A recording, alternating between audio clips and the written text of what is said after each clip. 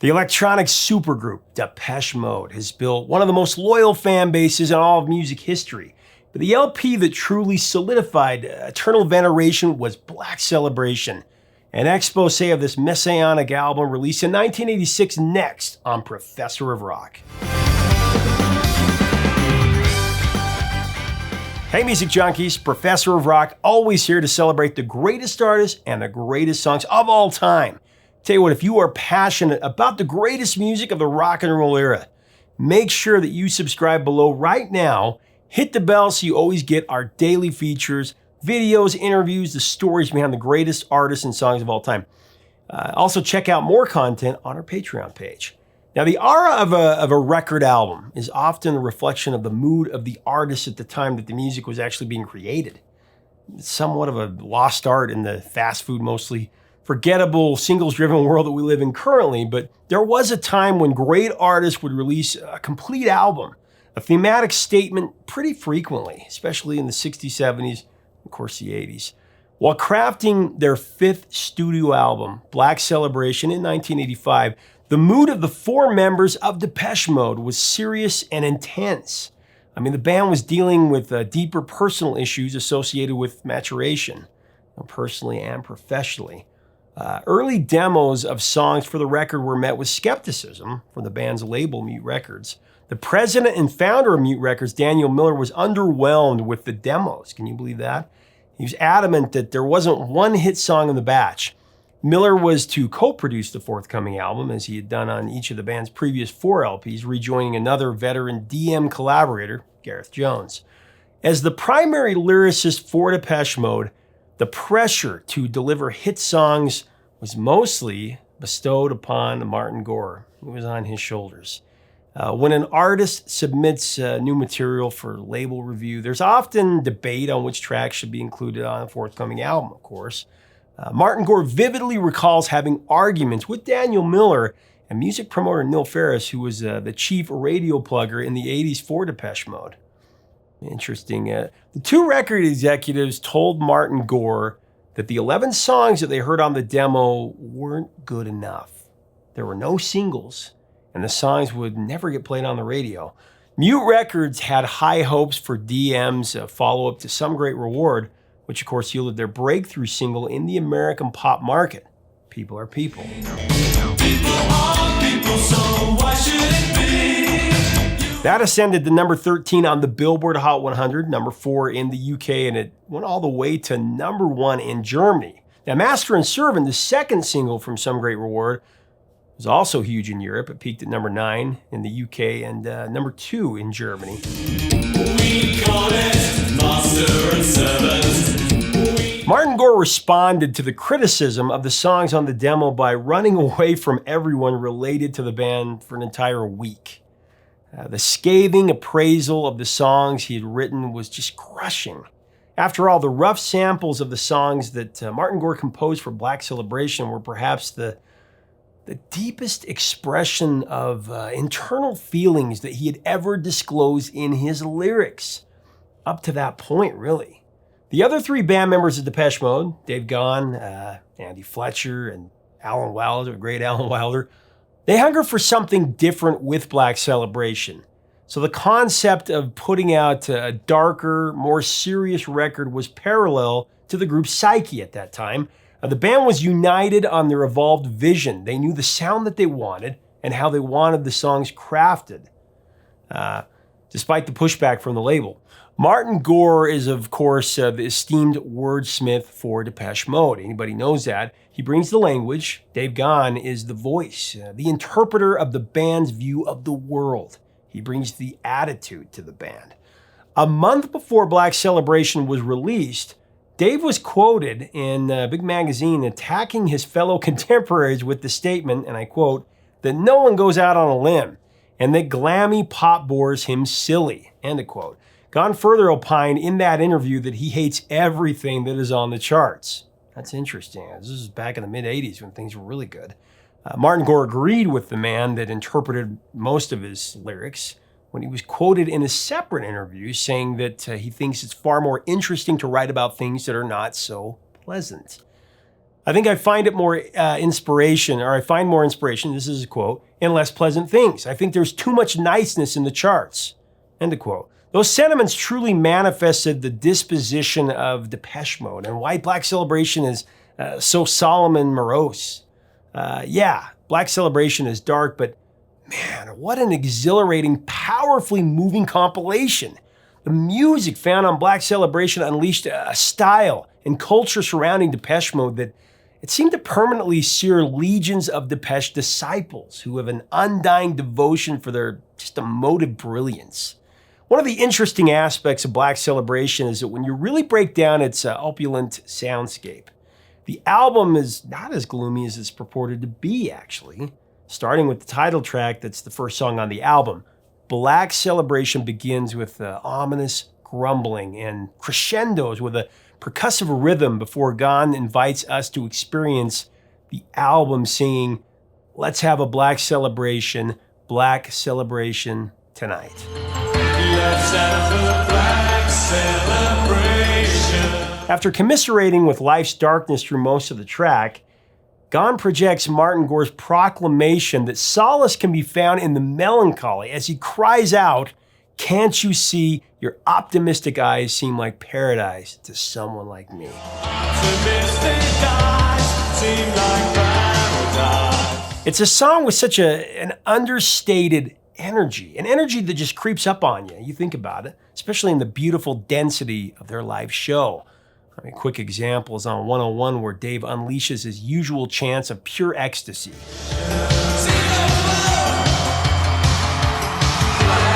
I'll drink to that indeed. The second track on Black Celebration is one of the most compelling Martin Gore compositions, Fly on the Windscreen. Again, the song opens with imminent doom and the warning that death is everywhere. There are flies on the windscreen.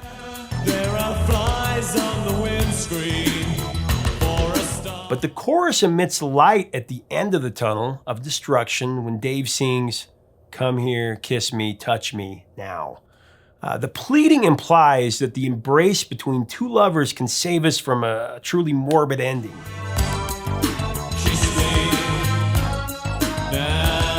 The sense of urgency that Dave models in Fly on the Windscreen is the conquering power of human connection.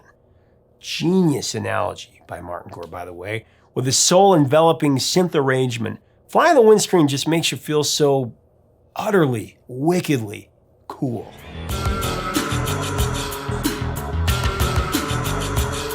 For me, no other band can make you feel, as a listener, feel in the same way.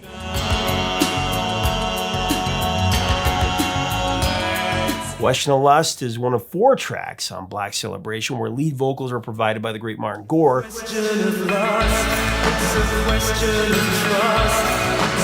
another example of Black Celebration not being as bleak as the title suggests.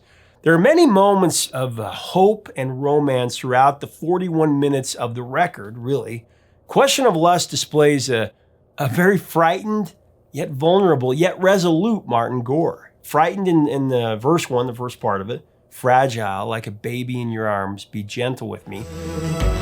Like a baby in your arms. Vulnerable in verse 2, or the second part of the first verse, whatever way you look at it.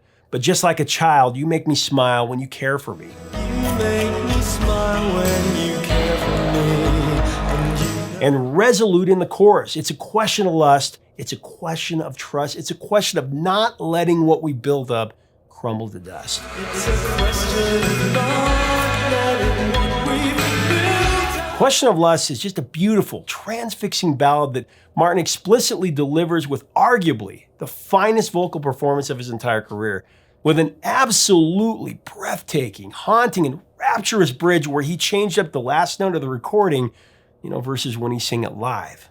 Love that.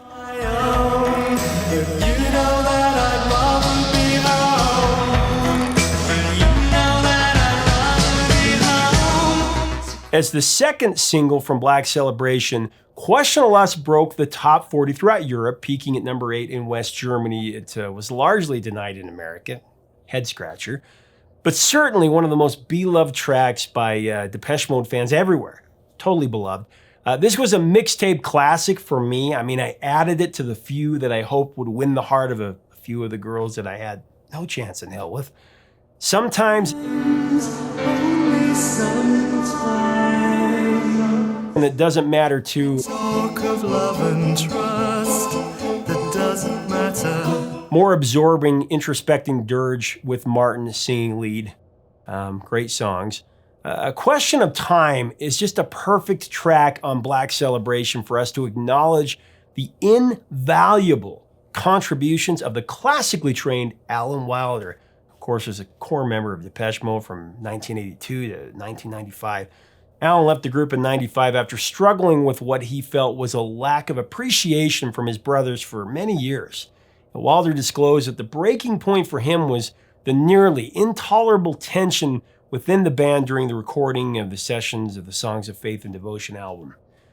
Alan Wilder was the undisputed workhorse for Depeche Mode and the architect of the band's dark soundtrack, bringing just sonic passion and captivating atmosphere to Martin Gore's songs. One of the best examples of Wilder's importance to the Depeche Mode vibe was the way he transformed Enjoy the Silence, from Martin Gore's glum demo. All I ever needed is here. Into a pulsating dance track that became the band's biggest hit. All I ever wanted, all I ever needed is here. In my view, he is truly the most underappreciated aspect of the band's greatest albums. It's just a question of time.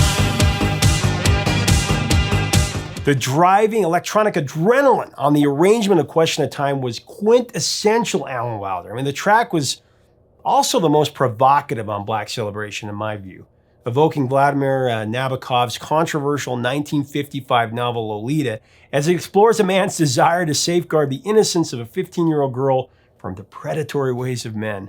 Been a lot of songs that have talked about Nabokov. We should do a piece on that. Anyway, with a spirited and fiery vocal from Dave, especially on their 101 set, the song is a reflection of Martin Gore's infatuation with innocence.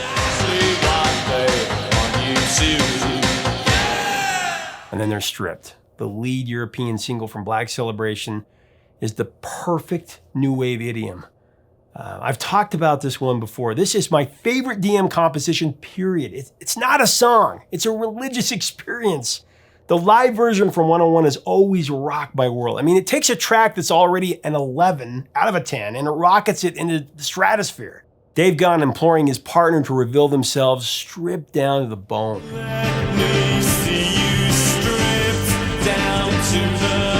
It's a metaphor for exposing one's true self without any outside pressure or manipulation. Again, there is a craving for one-on-one human connection that is so critical and purgative. Stripped begins with that jarring poke of the keyboard layered with a matching chord guitar strum.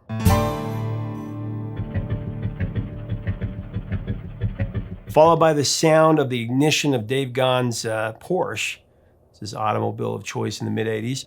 The underlying beat in the song is innovative studio trickery produced by the sound of an idling motorcycle engine with the tempo slightly regulated.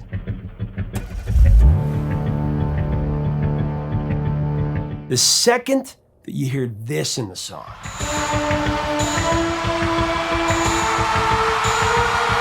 pretty much sets the bar that 99.9% of other songs will never reach.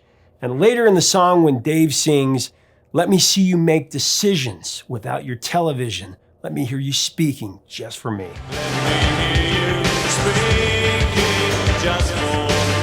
It somehow lifts the aforementioned bar somehow higher. It's so achingly blissful. It's the magic of Gore's words of vulnerability combined with David Gahan's euphoric passion and really what separates DM from everyone else.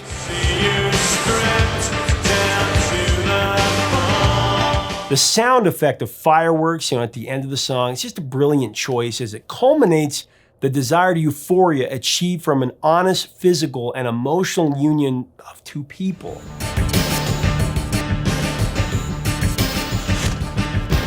Stripped climbed to number 15 in the UK, number 4 in Germany, and top 10 in Finland, Sweden, and Switzerland. Here is the house. That starts with the sound of the ticking of a clock before we hear one of the greatest, in my opinion, one of the greatest two-part harmonies of the 80s. Here is the house where it all happened. It's almost like a duet between David Gahan and Martin Gore. Truly moving, absolutely riveting. We come closer together, and as it happens, it Especially the ending. Body and soul come together, indeed. body and soul come together as we come. The album Cut New Dress is a shot at the public's obsession with things that shouldn't really matter, like a new dress that the late Princess Di was seen wearing, as opposed to focusing on consequential issues of that day.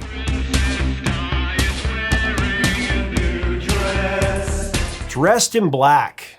To me, it's a sensual journey decorated by a knockout Dave Gahan vocal that creates a cinema of the mind in short order. I mean, 2.5 minutes to be exact. Feat that most artists would need like 8 or 9 minutes to do the same thing. Oh, what can you do when she's dressed in black? I remember listening to this one on my Discman in the darkness in the 9th grade and just being completely mesmerized by its sorcery.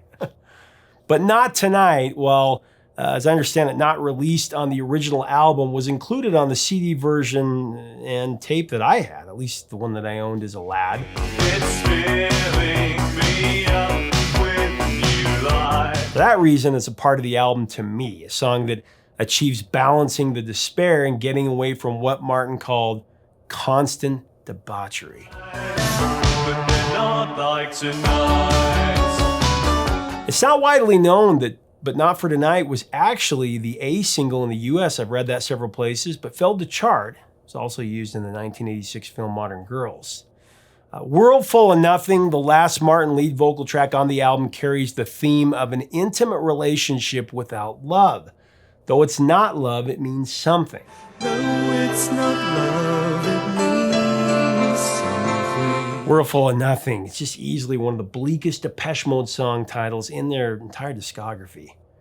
Throughout the rock era, there have been bands and artists that have generated a diehard emotional connection with their audience, where fans will literally follow them to the ends of the earth, worshiping their every word, hanging on every word. Depeche Mode has earned that kind of zealot allegiance, giving us more than 40 years of alleviation and inspiration.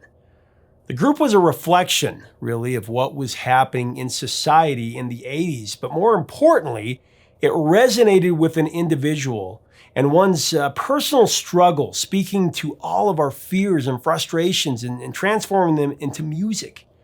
As a DM apostle, I believe Black Celebration cemented an unbreakable emotional bond that makes it such a cherished album and an important record in the annals of rock history. The songs on Black Celebration were, and really still are, comfort as a vehicle to cope with hardcore reality instead of disregarding it with saccharine nonsense. I remember listening to this album with my best friend and cousin Mark Thompson. Just one of many masterpieces that DM created that has not only stood the test of time, but also saved actual lives. I can't speak for anybody but myself, but I can tell you that without this record and a few others from the Smiths and The Cure, life from about age 12 to age 19 would have been unbearable. Especially as a freshman in high school. I mean, bullied by the jocks, lambasted by gay slurs because of the music I listened to or the way I dressed. Mountains of homework, dysfunction in my family. Felt deeply misunderstood, alone with my thoughts of darkness and despair. I mean, you remember, I'm sure.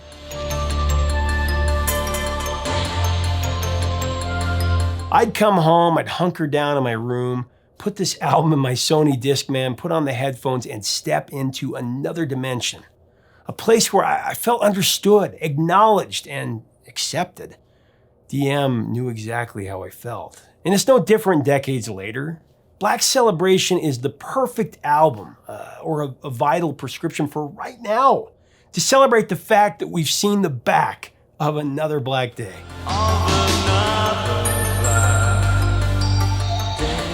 I don't care what anyone says, there is real hope in Martin Gore's words and David Gahan's voice.